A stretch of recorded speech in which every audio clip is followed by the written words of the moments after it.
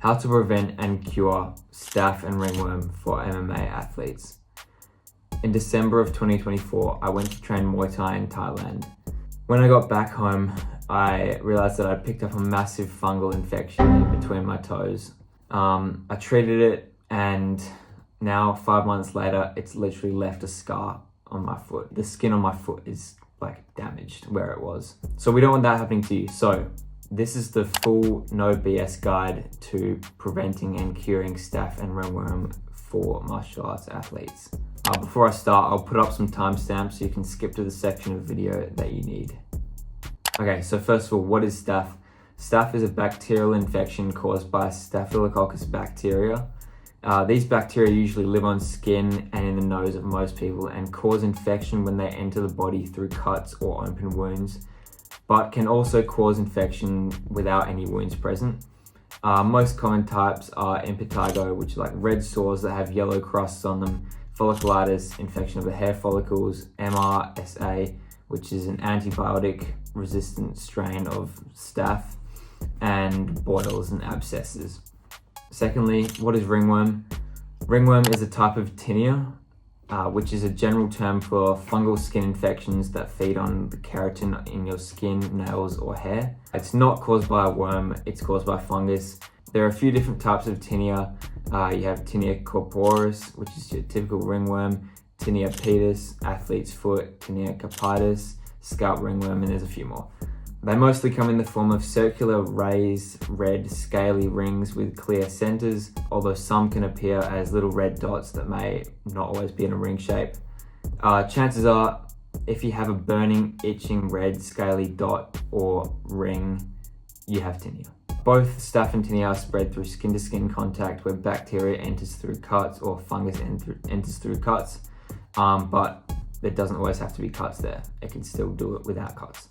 Common places for these infections, you got the elbows, knees, feet, forearms, upper legs, and neck. But of course, they can occur anywhere on the body, really. Those are just the common ones. Prevention. Okay, so before training, what you need to do here is basically just buy all the stuff you need that are going to help prevent these infections. So the first one I've got is defense soap. So this is like recommended by a few, kind of top guys. But defense soap. If you're a grappler, it's the shit. It's like this stuff here. I'll put a link to it in the description, and I'm sure you can find it in your local fight store or anything. But this stuff, it's all natural. It's got like some essential oils in it. So like tea tree oil, eucalyptus, peppermint oils. It's basically, it all has natural antimicrobial properties, which are gonna help to prevent these infections.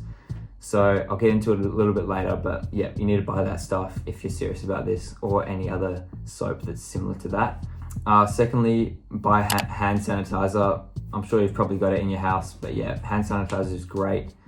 Buy a few pairs of rash guards and spats. They're basically just like the common clothing that you wear when you're grappling or doing MMA. But yeah, and spats are just like leggings, but for MMA athletes. So the best case scenario is a long sleeve rash guard and spats, and shorts, please. This basically just limits the amount of skin-to-skin contact you're going to be having with your training partners and decrease the chance of getting an infection. And then buy your own gear, your own gloves, shin guards. Don't just settle for using the gym's equipment, because they've probably just got staph on them and you're just using them and they stink anyway.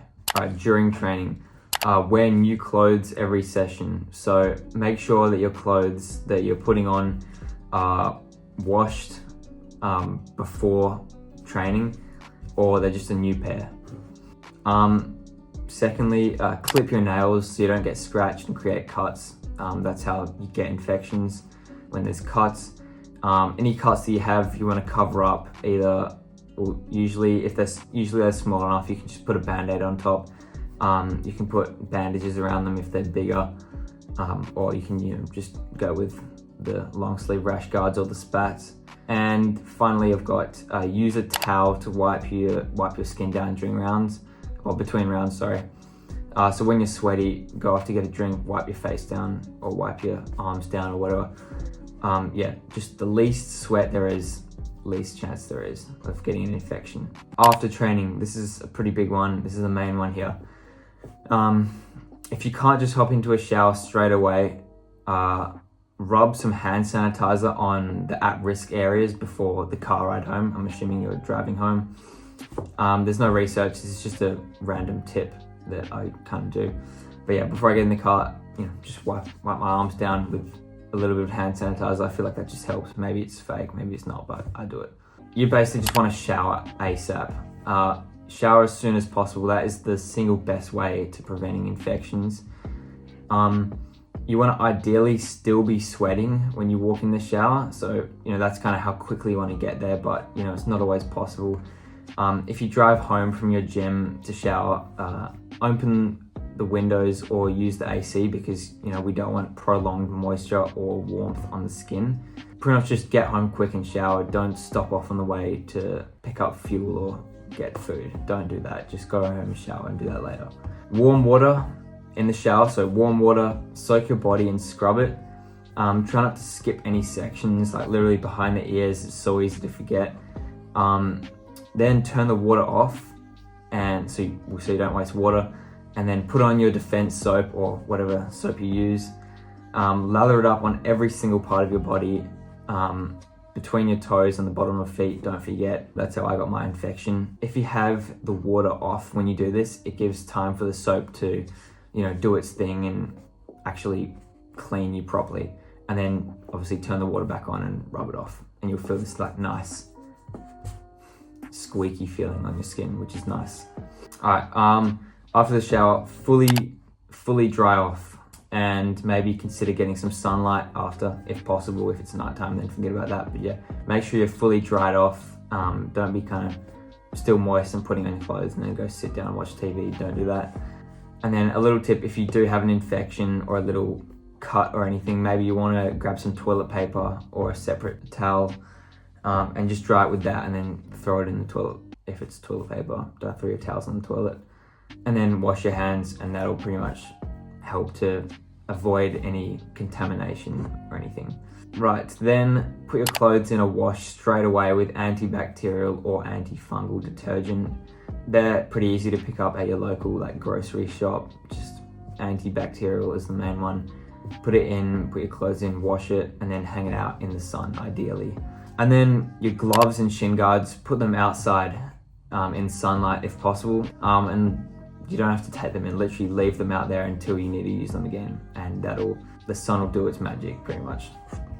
Okay, so you've got an infection. How do you know if it's staph or ringworm? Is it staph or is it ringworm? Is it bacterial or fungal? This determines what kind of treatment you're going to use. So if it's staph, it'll most likely not be as itchy, but it can still be itchy, of course. It's going to be red, hot, swollen, draining pus. But it also might look like the first layer of skin is kind of been taken off, and there's just second or under layer of the skin is there. So if it looks like that, you're probably thinking of staph. You can of course look up symptoms and look at photos and all that to compare, because you don't want to be treating staph for ringworm or ringworm for staph. It's not going to work. If it's tinea, it will look like red dots or rings, be scaly, raised, and it will itch. It will itch if it's fungal.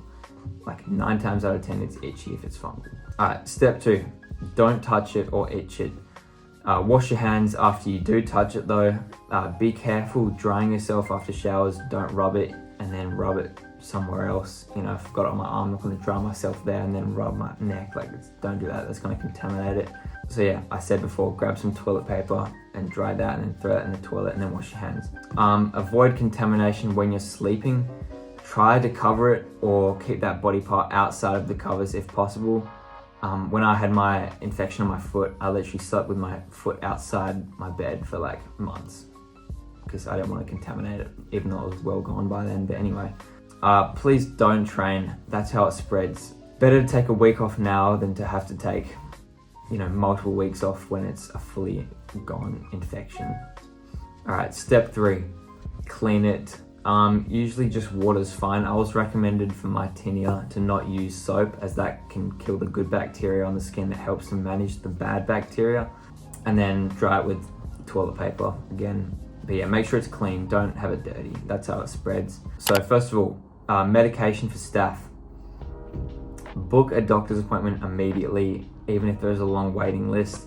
Doctors can prescribe you mupirocin 2%, which is really good. Otherwise, depending on the severity, you might need to do some decolonization routine, which is where you wash with this strong medical grade soap every night and clean all your bed sheets and all that stuff. But that's, if it's kind of spreading and you're struggling to get rid of that, but your doctor should be able to talk to you about that. So while you're waiting, you can try tea tree oil if you don't have anything to treat it with.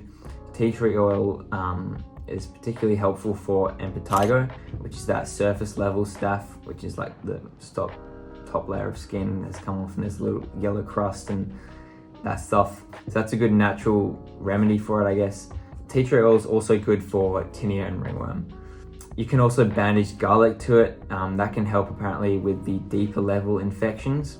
But obviously you probably want to, if it's bad, you want to go to the doctors because it can, be deadly. You could also try over-the-counter medication like Neosporin, but it won't be as effective as mupirocin. So get a doctor's appointment immediately if you think it's staph, because staph can become deadly if it's not treated. Right, medication for tinea or ringworm. You should be all right without a doctor's appointment if you think it's fungal, not bacterial. So first step, probably you want to go to the chemist and get some terbinafine, which is also known as Lamisil. It's like, $15 from the chemist. It's really good, this stuff. Apparently it's the strongest antifungal you can get without a prescription in Australia. And that's what worked for my infection. That got rid of it. Other options are Dactarin powder, which I found particularly useful as I had to wear thick work shoes when I go to work and my infection was on my toes. So obviously thick work shoes made my feet sweat and it was hot in there. So it's, that's a perfect breeding ground for fungus, which isn't what I wanted. So the powder was a good way to manage the moisture and also treat it. Quick tip, if you've got something on your feet and you're in a similar situation, don't use baby powder or cotton wool or anything like that to put between your toes. That traps moisture and makes it even easier for the fungus to grow. Just get this Dactarin powder or antifungal powder, and that's probably the best way to go. Be consistent with your treatment. 2 to 3 times a day, usually depending on what kind of medication you're using. And then keep it uncovered and dry if possible, and try not to let clothing or anything rub the cream off it if you're treating it with cream. Just remain consistent with it. Honestly, mine took over a month to fully go, and everyone was saying after 2 weeks it would go, but mine literally took four weeks. But yeah, just be consistent with it, don't give up on it. Some quick side notes. Stress weakens the immune system, so try to limit your stress. Vitamin C can also help to strengthen the immune system, which is all going to be helpful for preventing and treating infections. So yeah, if you do work and you've got an infection, do your best to keep the infection clear from rubbing clothing so it doesn't spread. So just cover it up with a band-aid if it's small enough. Obviously put the treatment on underneath the band-aid. But if it's bad and there's a chance of the infection spreading on you or to your, colleagues, probably try to just take some time off work or find an alternative solution until it's more manageable. All right, there we go. I went through that pretty fast, but yeah, that's basically all that has helped me to prevent infections. And when I had them, treat them. I've had both staph and ringworm, and using this kind of guide, it's helped me to prevent them. So I hope it does the same thing for you. But yeah, these infections are super common in MMA, especially when people have bad hygiene. So if you follow this guide, it's guaranteed you will be one of the people in your gym who have the best hygiene, which is gonna serve you well and very much limit the amount of infections you get, if not prevent them altogether.